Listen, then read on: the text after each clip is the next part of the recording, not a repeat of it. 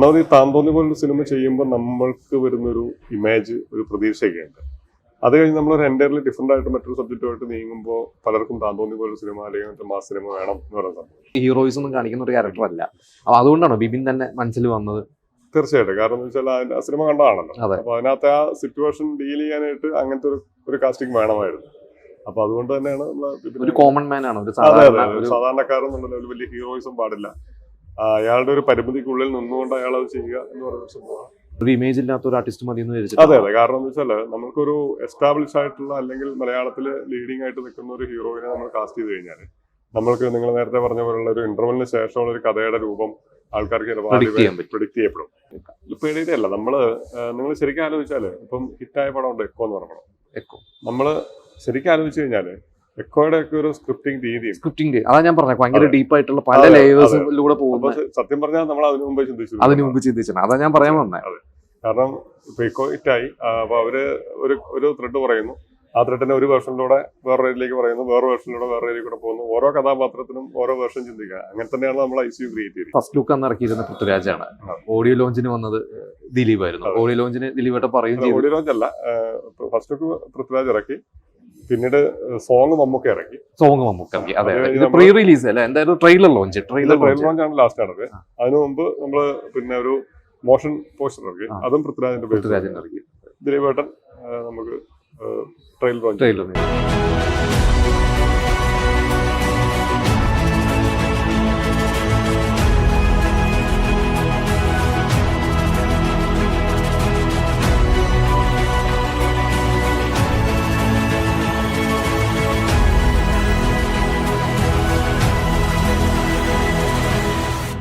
ICU എന്ന പേര് കേൾക്കുമ്പോൾ നമ്മുടെ മനസ്സിലേക്ക് ഒരു ഹോസ്പിറ്റലിലേക്കാണ് വരുന്നത്. അപ്പോൾ ഈ ഒരു ഹോസ്പിറ്റലുമായി ബന്ധപ്പെട്ടിട്ടുള്ള ഒരു ത്രില്ലർ സിനിമ, ഒരു ത്രില്ലർ ഫാമിലി സിനിമ ഇപ്പോൾ റിലീസായിട്ടുണ്ട്. അപ്പോൾ അതിൻ്റെ സംവിധായകനാണ് നമ്മുടെ കൂടെ ഉള്ളത്, ശ്രീ ജോർജ് വർഗീസ്. ജോർജേട്ടാ നമസ്കാരം. അപ്പോൾ ഇനി കുറേ നാളുകൾക്ക് ശേഷമാണ് ഒരു സിനിമയായിട്ട് തിരിച്ചു വരുന്നത്.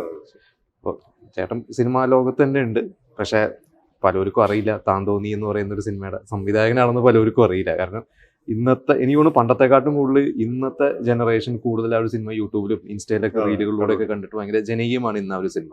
അപ്പൊ ഈ ഒരു ഗ്യാപ്പ് വരാൻ കാരണം എന്തായിരുന്നു? അല്ല, ഏതൊരു സംവിധായകനെയും പോലെ ഇപ്പൊ ഒരുപാട് നമ്മുടെ പല സംവിധായകരും, നമുക്ക് പരിചയമുള്ള സുഹൃത്തുക്കളായിട്ടുള്ള സംവിധായകർ വരെ ഹിറ്റ് പടങ്ങൾ ചെയ്തിട്ട് അവർക്കൊക്കെ വലിയ ഗ്യാപ്പ് വന്നിട്ടുണ്ട്. അതിന്റെ കാരണം എന്ന് പറഞ്ഞാൽ ഒന്നാമത് ഈ താന്തോന്നി പോലൊരു സിനിമ ചെയ്യുമ്പോൾ നമ്മൾക്ക് വരുന്നൊരു ഇമേജ്, ഒരു പ്രതീക്ഷയൊക്കെ ഉണ്ട്. അത് കഴിഞ്ഞ് നമ്മളൊരു എൻ്റയർലി ഡിഫറെൻ്റ് ആയിട്ട് മറ്റൊരു സബ്ജക്റ്റുമായിട്ട് നീങ്ങുമ്പോൾ പലർക്കും താന്തോന്നി പോലൊരു സിനിമ അല്ലെങ്കിൽ മാസ് സിനിമ വേണം എന്ന് പറയുന്നത്. അങ്ങനെ നമ്മൾ അതിലേക്കുള്ള സബ്ജക്റ്റുകളിലേക്കൊക്കെ അത് മേക്ക് ചെയ്യുക, അതൊരു ആർട്ടിസ്റ്റിൻ്റെ അടുത്ത് പറയുക, അങ്ങനെയൊക്കെ വരുമ്പോൾ സ്വാഭാവികമായിട്ട് സംഭവിക്കുന്ന ഒരു ഡ്യൂറേഷൻ വരും. അപ്പോൾ ആ സിനിമ നടക്കാതെ വന്നു കഴിഞ്ഞാൽ അടുത്തൊരു പ്രൊജക്റ്റിലേക്ക് പ്ലാൻ ചെയ്യുക. അങ്ങനെയാണ് ഈ വർഷങ്ങൾ പോകുന്നത്. ഒന്നിനെ ഇറങ്ങി പുറപ്പെടുമ്പോൾ കുറേ വർഷം തീർച്ചയായിട്ടും അതെല്ലാവരും നേരിടുന്ന ഒരു പ്രശ്നമാണ്. ഇപ്പോൾ എന്നിട്ട് ഇപ്പോൾ ഈ ICU ഈ ഒരു സിനിമയിലേക്ക് എത്തിയത് എങ്ങനെയാണ്? ICU എന്ന് പറഞ്ഞ സിനിമ ഞങ്ങള് താന്തോന്നിയായിട്ട് എൻ്റയർലി ഡിഫറെന്റ് ആയിട്ടുള്ള സിനിമയാണ്. തീർച്ചയായിട്ടും അതൊരു മറ്റൊരു പ്രൊജക്റ്റുമായിട്ടുള്ള ഒരു മീറ്റിംഗിന്റെ ഭാഗമായിട്ടാണ് നമ്മൾ ഈ പ്രൊഡക്ഷൻ കമ്പനിയായിട്ട് ഇരുന്നിരുന്നത്. ആ സമയത്താണ് ഇത്തരം ഒരു ത്രെഡ് ഇതിന്റെ റൈറ്റർ സന്തോഷ് നമ്മളോട് പറയുന്നത്. അപ്പോൾ അത് ഒരു കുറഞ്ഞ ബഡ്ജറ്റിൽ കുറഞ്ഞ ദിവസത്തിനുള്ളിൽ ചെയ്യാൻ പറ്റുന്ന ഒരു സബ്ജക്റ്റ് ആണെന്ന് തോന്നി. പ്രൊഡ്യൂസേഴ്സ് പുറത്തുണ്ടെങ്കിൽ തമിഴിലൊക്കെ അതെ. പ്രൊഡ്യൂസേഴ്സ് മിനി സ്റ്റുഡിയോസ് എന്ന് പറഞ്ഞ കമ്പനിയാണ്. അവര് തമിഴിൽ മാർക്കാനണി ചെയ്തിട്ടുണ്ട്. ഇപ്പം അനന്തങ്കാട് ഇറങ്ങാൻ പോകുന്നു. അപ്പോൾ അവരാണ് അതിന്റെ മേൽനോട്ടം വഹിച്ചിട്ടുള്ളത്. അപ്പോൾ അങ്ങനെ നമുക്ക് പെട്ടെന്ന് ചെയ്യാൻ പറ്റുന്ന ഒരു പ്രൊജക്റ്റ് എന്നുള്ള ലെവലിലാണ് ICU. അപ്പോൾ ഈ പറഞ്ഞ സിനിമ ഞാൻ കണ്ടതാണ് ഇന്നലെ. നമുക്ക് ഈ പറഞ്ഞ പോലെ ഒരു 2 മണിക്കൂറിൽ എന്ന് പറയുക, എനിക്കൊരു ദിവസം 2 ദിവസം നടക്കുന്ന കഥയാണെങ്കിൽ അതിൽ കുറേ ഈ പറഞ്ഞ പോലെ നമ്മൾ കാണുമ്പോൾ അല്ലെങ്കിൽ നമുക്ക് പറയുമ്പോൾ സിമ്പിൾ ആണെന്ന് തോന്നിയാലും നോൺ ലീനിയർ സ്റ്റൈലിൽ പോയിട്ടുണ്ട്. കുറച്ച് ഡീപ്പായിട്ടുള്ള കഥകൾ പോകുന്നുണ്ട്, ട്വിസ്റ്റുകൾ വരുന്നുണ്ട്. അവസാനം എല്ലാം കണ്ട് പ്രേക്ഷകർ എഴുന്നേറ്റ് പോകുമ്പോൾ വീണ്ടും ഒരു ട്വിസ്റ്റ് കൊടുത്തിട്ടുണ്ട്. അപ്പൊ ഈ ഒരു സ്ക്രിപ്റ്റിംഗ് തോന്നുന്നത് വേറൊരു സാധനം എടുത്തിടുന്നതാണ്. അപ്പൊ ഞാൻ ചോദിച്ചാൽ ഇതൊരു സന്തോഷ് പുതിയ റൈറ്ററാണ് അല്ലെ? അപ്പൊ എങ്ങനെയാണ് ഈ ഫുൾ സ്ക്രിപ്റ്റ് ആയിട്ട് വരികയാണോ അതോ ഒരു ത്രെഡ് വന്ന് നിങ്ങൾ ഒരുമിച്ചിരുന്ന് വർക്ക് ചെയ്യുന്നത്? എങ്ങനെയാണ് ഇതിന്റെ റൈറ്റിംഗ് പ്രോസസ്? അദ്ദേഹം പറഞ്ഞ സമയത്ത് തന്നെ അദ്ദേഹത്തിന് കഥയെ ഫുൾ സിനിമയെ കുറിച്ചൊരു ധാരണ ഉണ്ടായിരുന്നു. അദ്ദേഹം ആദ്യം അതായത് സ്ക്രിപ്റ്റായിട്ട് എഴുതിയിട്ടില്ലെങ്കിലും പൂർണ്ണമായിട്ടൊരു അതൊരു മനസ്സിലുണ്ടായിരുന്നു. പിന്നെ നമ്മൾ പെട്ടെന്ന് തന്നെ അത് പ്രൊഡക്ഷൻ ഇതിൽ തന്നെ സംസാരിച്ച് ഇപ്പോൾ അത് ഒരു പ്രൊജക്റ്റായി മാറി. പിന്നെ നമ്മളെല്ലാവരും ഒന്നിച്ച് തന്നെ എഴുതി വരുന്നത്. പക്ഷേ അദ്ദേഹം എഴുതിക്കൊണ്ടിരുന്നത് നമ്മൾ ഡിസ്കസ് ചെയ്യുന്നു. അങ്ങനെ അത് ഒരു പൂർണ്ണ രൂപത്തിലേക്ക് വരികയും. ഈ കാസ്റ്റിംഗ് എങ്ങനെയായിരുന്നു ബിബിൻ ജോർജ്? ബിപിൻ ജോർജിനെ തന്നെയാണ് നമ്മൾ ഫസ്റ്റ് തന്നെ ഫിക്സ് ചെയ്തത്. അത് എന്തുകൊണ്ടാണ് ഞാൻ പറഞ്ഞ ബിബിനുള്ള ഒരു ഇമേജ് ആണോ ഞാൻ ചോദിച്ചു? ഇതിലൊരു ക്യാരക്ടർ എന്ന് പറഞ്ഞാൽ ശരിക്കും ഒരു സാധാരണക്കാരനായിട്ടുള്ള ഒരു പാവം ക്യാരക്ടറായിട്ട് ഒരു ഫീൽ ചെയ്യണം. ഹീറോയിസ് ഒന്നും കാണിക്കുന്ന ഒരു ക്യാരക്ടർ അല്ല. അപ്പൊ അതുകൊണ്ടാണോ ബിബിൻ തന്നെ മനസ്സിൽ വന്നത്? തീർച്ചയായിട്ടും. കാരണം എന്ന് വെച്ചാൽ ആ സിനിമ കണ്ടതാണല്ലോ. അതെ. അപ്പൊ അതിനകത്ത് ആ സിറ്റുവേഷൻ ഡീൽ ചെയ്യാനായിട്ട് അങ്ങനത്തെ ഒരു കാസ്റ്റിംഗ് വേണമായിരുന്നു. അപ്പൊ അതുകൊണ്ട് തന്നെയാണ് ഒരു കോമൺ മാൻ ആണ്, ഒരു സാധാരണക്കാരെന്നുള്ള ഒരു വലിയ ഹീറോയിസം പാടില്ല. അയാളുടെ ഒരു പരിമിതിക്കുള്ളിൽ നിന്നുകൊണ്ട് അയാൾ അത് ചെയ്യുക എന്ന് പറയുന്ന സംഭവമാണ്. ബാക്കി കാസ്റ്റ് ഒക്കെ ഇപ്പൊ ബാബുരാജ്, അതിലെ പുതിയ നായിക ശക്തമായിട്ടുള്ള ശരിക്കും ഇതൊരു ശക്തമായിട്ടുള്ള കഥാപാത്രമാണ്. ഒരു ഘട്ടത്തിൽ നായകന് മുകളിൽ വരെ പോകുമെന്ന് തോന്നുന്ന ഒരു ക്യാരക്ടറാണ്. അതെങ്ങനെയാണ് പുതിയ ആളെ കാസ്റ്റ്? നായകനും തുടങ്ങി വില്ലനോട് സഞ്ചരിച്ച് ഒരു നായിക പ്രാധാന്യത്തിലേക്ക് എത്തുന്നത്. അതെങ്ങനെയാണ് ഇപ്പൊ ഒരു തമിഴ് സിനിമയിൽ അഭിനയിച്ചിട്ടുണ്ട് നമ്മള് നായിക അന്വേഷിച്ചുകൊണ്ടിരുന്നു. മലയാളത്തിൽ അത് വേണ്ടാന്ന് വെച്ചിട്ടാണ്, ഒരു ഇമേജ് ഇല്ലാത്ത ഒരു ആർട്ടിസ്റ്റ് മതി എന്ന് വെച്ചിട്ട്. അതെ. കാരണം എന്ന് വെച്ചാല് നമുക്കൊരു എസ്റ്റാബ്ലിഷ് ആയിട്ടുള്ള അല്ലെങ്കിൽ മലയാളത്തില് ലീഡിംഗ് ആയിട്ട് നിൽക്കുന്ന ഒരു ഹീറോയിനെ നമ്മൾ കാസ്റ്റ് ചെയ്ത് കഴിഞ്ഞാൽ നമ്മൾക്ക് നിങ്ങൾ നേരത്തെ പറഞ്ഞ പോലുള്ള ഒരു ഇന്റർവെലിന് ശേഷമുള്ള ഒരു കഥയുടെ രൂപം ആൾക്കാർക്ക് പ്രെഡിക്റ്റ് ചെയ്യപ്പെടും. കാരണം ഇങ്ങനെ ഒരാളെ കാസ്റ്റ് ചെയ്യുമ്പോൾ വെറുതെ ആവില്ലല്ലോ എന്നൊരു ചിന്ത വരും. അത് ഒഴിവാക്കാനാണ് നമ്മൾ ഇങ്ങനെ ഒരു കാസ്റ്റിംഗ്. പിന്നെ നമ്മൾ ഉറിയടി, അവർ അഭിനയിച്ച ഉറിയടി എന്ന് പറഞ്ഞ പടം കണ്ടു കഴിഞ്ഞപ്പോഴും നമ്മൾക്ക് അവരുടെ പെർഫോമൻസിൽ കോൺഫിഡൻസ് ഉണ്ടായിരുന്നു. നന്നായി പെർഫോം ചെയ്തിട്ടുണ്ട്. ഇപ്പൊ ശരിക്കും പറഞ്ഞത് ഒരു 2 വർഷം 3 വർഷമൊക്കെ ആയി ഈ ഒരു സിനിമയുടെ പുറകെ സഞ്ചരിക്കാൻ തുടങ്ങിയിട്ട്. അപ്പൊ ഇപ്പൊ ഈ പറഞ്ഞ പോലെ സിനിമകള് പഴയ പോലെ അല്ല, എല്ലാ ആഴ്ചയും കുറെ സിനിമ ഇറങ്ങുന്നു, ട്രെൻഡ് മാറുന്നു. അപ്പൊ ഇന്ന് ഷൂട്ട് തുടങ്ങി ഒരു 6 മാസത്തിനുള്ളിൽ ഇറങ്ങിയില്ലെങ്കിൽ ചിലപ്പോൾ ആ ഒരു ട്രെൻഡേ മാറി കിട്ടും. അപ്പൊ ആ ഒരു പേടി ഉണ്ടായിരുന്നോ? പേടിയുടെ അല്ല, നിങ്ങൾ ശരിക്കും ആലോചിച്ചാല് ഇപ്പം ഹിറ്റായ പടം ഉണ്ട് എക്കോ എന്ന് പറഞ്ഞ പടം. എക്കോ നമ്മള് ശരിക്കും ആലോചിച്ചു കഴിഞ്ഞാല് എക്കോയുടെ ഒക്കെ ഒരു സ്ക്രിപ്റ്റിംഗ് അതാ ഞാൻ പറഞ്ഞത്, ഭയങ്കര ഡീപ്പായിട്ടുള്ള പല ലേയേഴ്സിലൂടെ പോകുമ്പോൾ സത്യം പറഞ്ഞാൽ നമ്മൾ അതിനു മുമ്പ് ചിന്തിച്ചു. അതാ ഞാൻ പറയാൻ വന്നത്. കാരണം ഇപ്പൊ എക്കോ ഹിറ്റായി. അപ്പൊ അവര് ഒരു ത്രെഡ് പറയുന്നു, ആ ത്രെഡിനെ ഒരു വേർഷനിലൂടെ വേറെ രീതിയിലേക്ക് പറയുന്നു, വേറെ വേർഷനിലൂടെ വേറെ രീതിയിൽ കൂടെ പോകുന്നു. ഓരോ കഥാപാത്രത്തിനും ഓരോ വേർഷൻ ചിന്തിക്കുക. അങ്ങനെ തന്നെയാണ് നമ്മൾ ICU ക്രിയേറ്റ് ചെയ്തിരിക്കുന്നത്. അപ്പൊ അത് സത്യം പറഞ്ഞാൽ ഇപ്പൊ ആലോചിക്കുമ്പോൾ സന്തോഷമുണ്ട്. നമ്മൾ അതിനു മുമ്പേ അത്ര ഒരു ചിന്തിച്ചതാണ്. ഇവിടെ തിയേറ്ററിൽ ഇപ്പൊ നോമ്പ് സമയമാണ് ഇപ്പോ. അപ്പോൾ ഈ പറഞ്ഞ പോലെ തിയേറ്ററിൽ പല മലബാർ ഏരിയയിലൊക്കെ ആണെങ്കിലും ആളുകൾ തിയേറ്ററിൽ പോവാത്തൊരു സമയമാണ്. പക്ഷേ ഈ ഒരു സമയത്ത് തന്നെ ഇറക്കേണ്ടി വന്നു, എങ്കിലും നല്ല റെസ്പോൺസ് ഉണ്ട്. പടത്തിന് നല്ല അഭിപ്രായമാണ്. പിന്നെ ഇന്നലെ ഇപ്പം മഞ്ചേരിയിൽ നിന്നൊക്കെ നമ്മളൊരു നോമ്പ് സമയത്ത് ഒരു പടം ഇറങ്ങിയിട്ട് വരാനുള്ള കളക്ഷനേക്കാൾ കൂടുതൽ ആള് തിയേറ്ററിൽ വന്നിട്ടുണ്ട്. ഇപ്പൊ ഇതിന്റെ പോസ്റ്റർ ഫസ്റ്റ് ലുക്ക് അന്ന് ഇറക്കിയിരുന്ന പൃഥ്വിരാജാണ്. ഓഡിയോ ലോഞ്ചിന് വന്നത് ദിലീപായിരുന്നു. ഓഡിയോ ലോഞ്ചിന് ദിലീപേട്ട പറയും ചെയ്തു. ഓഡിയോ ലോഞ്ച് അല്ല, ഫസ്റ്റ് ലുക്ക് പൃഥ്വിരാജ് ഇറക്കി, പിന്നീട് സോങ് മമ്മൂക്ക ഇറക്കി. അതെ, ഇത് പ്രീ റിലീസ് അല്ല, എന്തായാലും ട്രെയിലർ ലോഞ്ച് ആണ് ലാസ്റ്റ് ആണത്. അതിനു മുമ്പ് നമ്മള് പിന്നെ ഒരു മോഷൻ പോസ്റ്റർ ഇറക്കി, അതും പൃഥ്വിരാജിന്റെ ഇറക്കി. ദിലീപേട്ടൻ നമുക്ക് ട്രെയിലർ ലോഞ്ചിൽ ദിലീപേട്ടൻ പറഞ്ഞിരുന്നു, ഈ പറഞ്ഞ ഒരുപാട് നിങ്ങൾ പല പ്രൊജക്ടുകൾ ഡിസ്കസ് ചെയ്തു, പക്ഷെ നടക്കാതെ. എനിക്ക് തോന്നുന്നു അപ്പൊ അങ്ങനെ ഒരുപാട് സഞ്ചരിച്ചിട്ടുണ്ടാവില്ലേ മമ്മൂക്ക മുതൽ ഒരുപാട് പേര്. നമ്മൾ മലയാള സിനിമയിലെ ചുരുക്കം ചില ആർട്ടിസ്റ്റുകളല്ലാത്ത എല്ലാവരോടും സഞ്ചരിച്ചു. ഇന്നിപ്പോ ശരിക്ക് പുതിയ സംവിധായകർ ഒരുപാട് പേര് വരുന്നുണ്ട്. അതായത് സിനിമയിൽ അസിസ്റ്റന്റ് ആയിട്ട് വർക്ക് ചെയ്യാത്തവര്, അല്ലെങ്കിൽ ഒരു ഷോർട്ട് ഫിലിം ചെയ്തവര് വളരെ ഇന്ന് ഈസിയാണ്. ചേട്ടനൊക്കെ എനിക്ക് തോന്നുന്നു ഫിലിമിന്റെ കാലത്തിൽ ടി എ ഷാഹിദിന്റെ കൂടെ അല്ലെ, അദ്ദേഹത്തിന്റെ ഒക്കെ കൂടെ സഞ്ചരിച്ചു. ഷാജി കല സാറിന്റെ കൂടെ വർക്ക് ചെയ്തിട്ടുണ്ട്. അല്ല, ഒരുപാട് ഇവന് രാഷ്ട്രം എന്ന് പറഞ്ഞ സിനിമയുടെ ഡയലോഗ്സ് എഴുതിയിട്ടുണ്ട്. കുറെ സഞ്ചരിച്ചിട്ടാണ് താന്തോന്നിക്ക് എത്തിയത്. അപ്പൊ ഇന്ന് പക്ഷെ സിനിമ മാറി അവർ രീതി. അപ്പൊ പഴയ ഒരു കാലഘട്ടം ഇന്നത്തെ കാലഘട്ടം നോക്കുമ്പോൾ എന്താണ് തോന്നുന്നത്? ഒരു കാര്യമുണ്ട്, രണ്ട് തലത്തിൽ ചിന്തിക്കാം. ഒന്നെന്ന് പറഞ്ഞാല് ക്രിയേഷൻ എന്ന് പറയുന്ന ഒരു സംഗതിക്ക് എക്സ്പീരിയൻസിന് ആവശ്യമില്ല എന്ന് പറയുന്ന സംഭവം. പക്ഷെ എന്നാൽ ഏതൊരു ഫീൽഡിലും പ്രാക്ടിക്കൽ എക്സ്പീരിയൻസ് അത് മസ്റ്റ് ആണ്. എങ്ങനെയാ ഞാൻ ചോദിച്ചാൽ ആ ഒരു ഗുരുക്കന്മാരുടെ ഒക്കെ ഒരു എക്സ്പീരിയൻസ് ഇന്ന് ഓർക്കുമ്പോൾ ഏതെല്ലാം തരത്തിലാണ് വളരെയധികം ഗുണം ചെയ്തിട്ടുണ്ട്. കാരണം നിങ്ങളൊന്ന് ആലോചിച്ച് നോക്കുക, ഇന്നൊരു സിനിമ ഏത് തരത്തിലുള്ള ഒരു സിനിമയാണെങ്കിലും ഇന്നൊരു 60 ദിവസത്തിന് മുകളിലേക്കാണ് ഷൂട്ടിംഗ് ഡിജിറ്റലായിട്ട് പോലും നമ്മൾ ഷൂട്ടിംഗ് ഡേയ്സ് പോകുന്നത് അങ്ങനെയാണ്. 100 പോകുന്നു, 150 പോകുന്നു, അങ്ങനെ പോകുന്നു. അപ്പം കുറഞ്ഞ ദിവസത്തിനുള്ളിൽ ഒരു പടം തീർക്കുക എന്നുള്ളത് എക്സ്പീരിയൻസിൽ തന്നെ പറ്റും.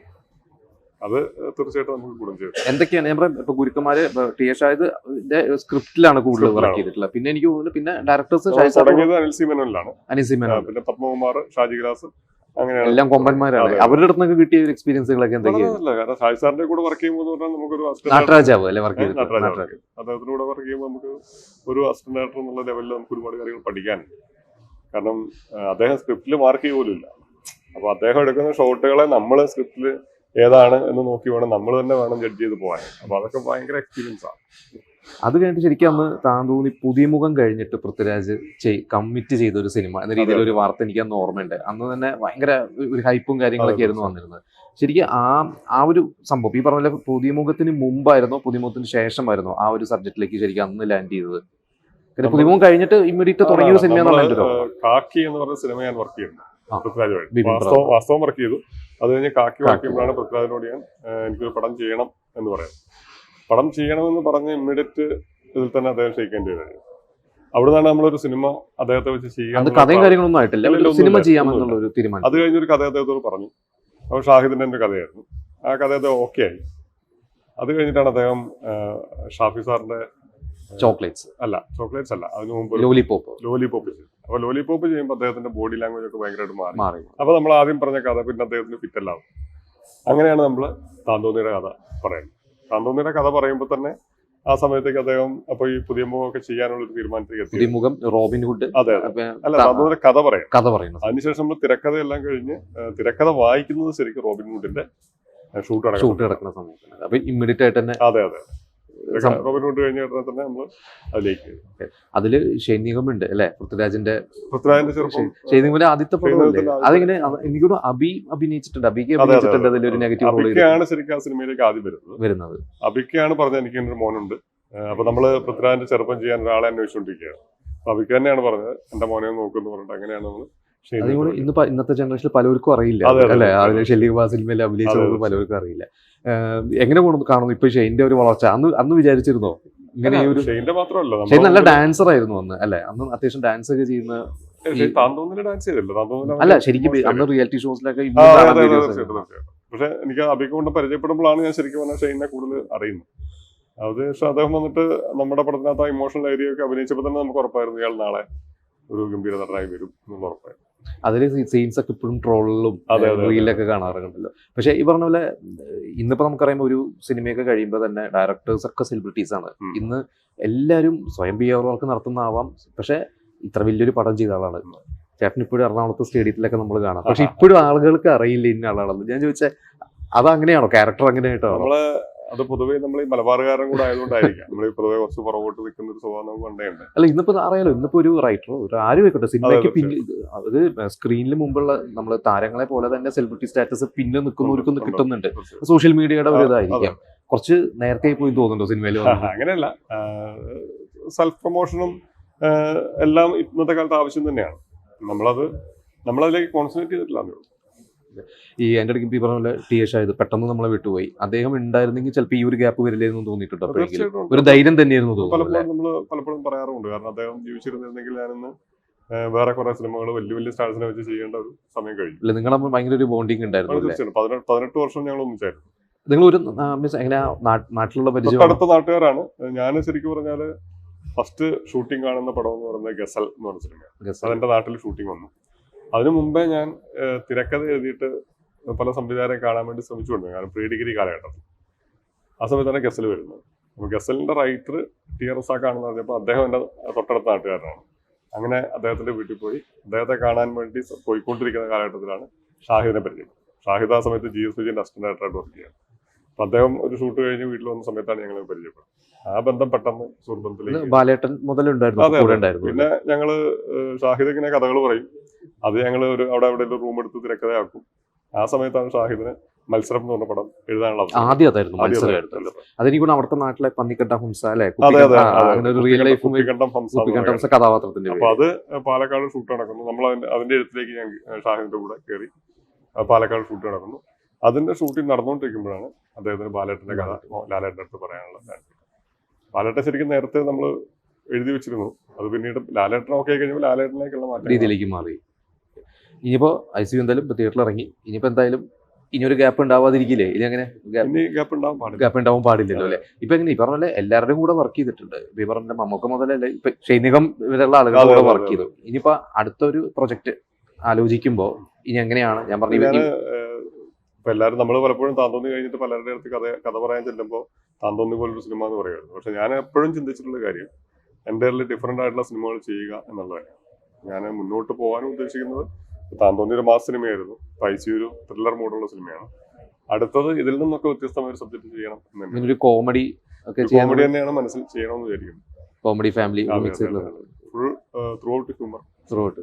ഓക്കെ, അപ്പൊ എന്തായാലും അങ്ങനെ തന്നെ സംഭവിക്കട്ടെ. Okay. അപ്പൊ എന്തായാലും ICU ഇപ്പൊ തിയേറ്ററിലുണ്ട്. അതെ, ഓഡിയൻസിനോട് എന്താണ് പറയാനുള്ളത്? ICU തീർച്ചയായിട്ടും നിങ്ങൾക്ക് അതൊരു ഇന്റർവ്യൂവിൽ വന്നിരുന്ന ഒരു സംവിധായകൻ പറയുന്നതിനപ്പുറത്തേക്ക് തീർച്ചയായിട്ടും നിങ്ങൾക്ക് ഇന്റർവ്യൂ ചെയ്യുന്ന ഇദ്ദേഹവും പടം കണ്ടു തന്നെയാണ്. ഇദ്ദേഹം പറയുന്ന ഒരു അഭിപ്രായമുണ്ട്. അതായത് തീർച്ചയായിട്ടും പ്രേക്ഷകർക്ക് ഒരു 2 മണിക്കൂർ എന്റർടൈൻമെന്റ് ആണ് ICU. നിങ്ങൾ മുടക്കുന്ന കാശിന് നിങ്ങൾക്ക് വർത്തായിരിക്കും. പിന്നെ ഒരു കാര്യം കൂടി, അല്ല ICU എന്ന് പറയുമ്പോൾ നമുക്ക് ICUന്റെ ഒരു ഫുൾ ഫോം അറിയാം. ഈ സിനിമയുടെ അവസാനം ICUന്റെ ഒരു ഫുൾ ഫോം അതെ, കാണിക്കുന്നുണ്ട്. അത് ഒരു സെക്കൻഡ് പാർട്ടിലേക്കുള്ള എന്തെങ്കിലും ഒരു സാധനമാണ് ഇട്ട് കൊടുത്തിരിക്കുന്നത്. സെക്കൻഡ് പാർട്ടിലേക്കുള്ള അത് പ്രേക്ഷകർക്ക് വേണ്ടി നമ്മൾ വെച്ചിരിക്കുന്ന ഒരു ഇനി ഇതായിരിക്കും, ഇനി അങ്ങനെ ആയിരിക്കാൻ പോകുന്നത്. കാരണം കുറെ ചോദ്യങ്ങൾ ഇട്ടിട്ടാണ് അവസാനിപ്പിച്ചിരിക്കുന്നത്. തീർച്ചയായിട്ടും. കാരണം അതിന്റെ അവസാനം വരുന്ന അവസാനത്തെ ഫ്രെയിം വരെ ഇന്നലെ എന്നോട് പടം കണ്ട ഒരാൾ എന്നോട് വിളിച്ചു ചോദിച്ചു അതിന് ശേഷം എന്താ. ഞാൻ അതിന് ശേഷം എന്താന്നുള്ളത് പ്രേക്ഷകർക്ക് ഇട്ടുകൊടുക്കുകയാണ്.